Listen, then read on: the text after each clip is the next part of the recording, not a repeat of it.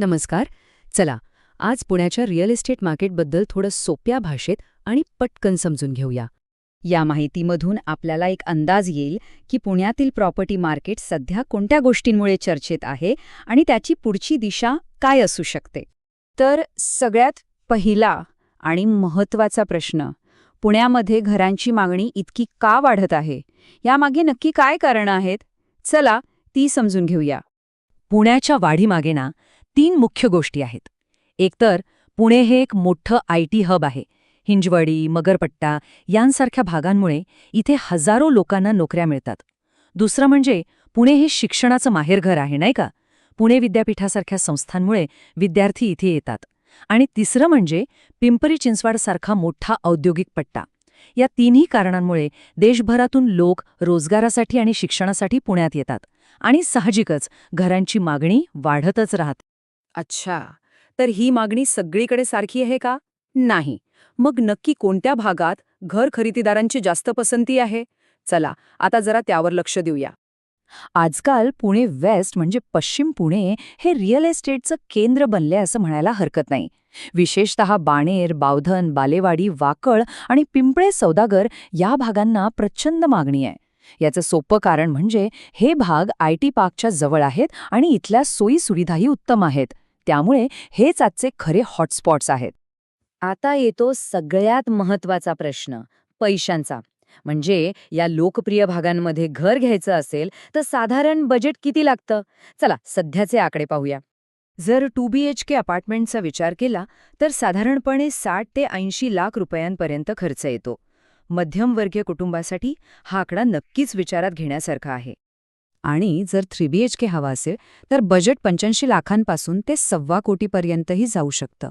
अर्थात हे सगळं लोकेशन, प्रोजेक्टमधल्या सुविधा आणि बिल्डर कोण आहे यावर अवलंबून असतं. पण हो, यातून एक चांगला अंदाज नक्कीच येतो.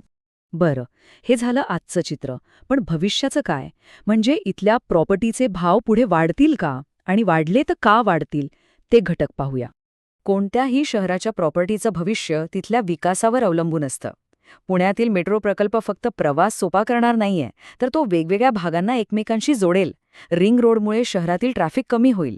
हायवे कनेक्टिव्हिटीमुळे मुंबई, बेंगळुरूसारख्या शहरांशी संपर्क सुधरेल. आणि हो, नवीन IT पार्क्समुळे नोकरीच्या संधी वाढतील, ज्यामुळे घरांची मागणी आणि किंमत दोन्ही वाढायला मदत होईल. इथे एक गोष्ट नीट समजून घ्यायला हवी. घर घेण्यामागे 2 हेतू असू शकतात. एक तर स्वतः राहायला किंवा गुंतवणूक म्हणून. आणि या दोन्हीसाठी विचार करण्याची पद्धत पूर्णपणे वेगळी असायला हवी. जे लोक स्वतः राहण्यासाठी घर शोधत आहेत त्यांच्यासाठी रेडी टू मूव्ह किंवा जे प्रकल्प 1-2 वर्षात पूर्ण होतील ते जास्त चांगले, कारण तिथे शाळा, दवाखाने, बाजारपेठ यांसारख्या गोष्टी महत्त्वाच्या असतात. याउलट जे गुंतवणूकदार आहेत त्यांनी थोडा वेगळा विचार करायला हवा. त्यांनी अशा भागांमध्ये लवकर गुंतवणूक करावी जिथे अजून विकास व्हायचा आहे, जिथे भविष्यात मोठे प्रकल्प येणार आहेत, कारण तिथे कमी गुंतवणुकीत जास्त परतावा मिळण्याची शक्यता असते. तर मग एवढे सगळे पर्याय समोर असताना योग्य निर्णय घ्यायचा कसा? चला, यासाठी एक सोपी पण तर्कशुद्ध पद्धत पाहूया. कोणताही निर्णय घेण्याआधी या 4 गोष्टी नक्की तपासा. पहिलं म्हणजे लोकेशन. फक्त पत्ता नाही तर आजूबाजूच्या सुविधा आणि तिथला विकास पहा. दुसरं, कनेक्टिव्हिटी, म्हणजे मुख्य रस्ते, वाहतुकीची सोय आणि कामाच्या ठिकाणापासूनचा अंतर. तिसरं आणि खूप महत्त्वाचं, डेव्हलपरचा रेकॉर्ड तपासा. म्हणजे त्याचे जुने प्रकल्प कसे आहेत, कामाची क्वालिटी कशी आहे आणि तो वेळेवर घराचा ताबा देतो का. आणि चौथं म्हणजे बजेटचं नियोजन. ते अगदी काळजीपूर्वक करा. भावनेच्या भरात निर्णय घेण्यापेक्षा असा विचार करणं कधीही चांगलं. आणि जाता जाता एक महत्त्वाचा प्रश्न, घर खरेदीचा निर्णय हा फक्त घर आवडलं या भावनेवर आधारित असेल की त्यामागे एक विचारपूर्वक केलेलं नियोजन असेल? कारण लक्षात ठेवा, योग्य नियोजनच एका चांगल्या गुंतवणुकीचा खरा पाया असतो.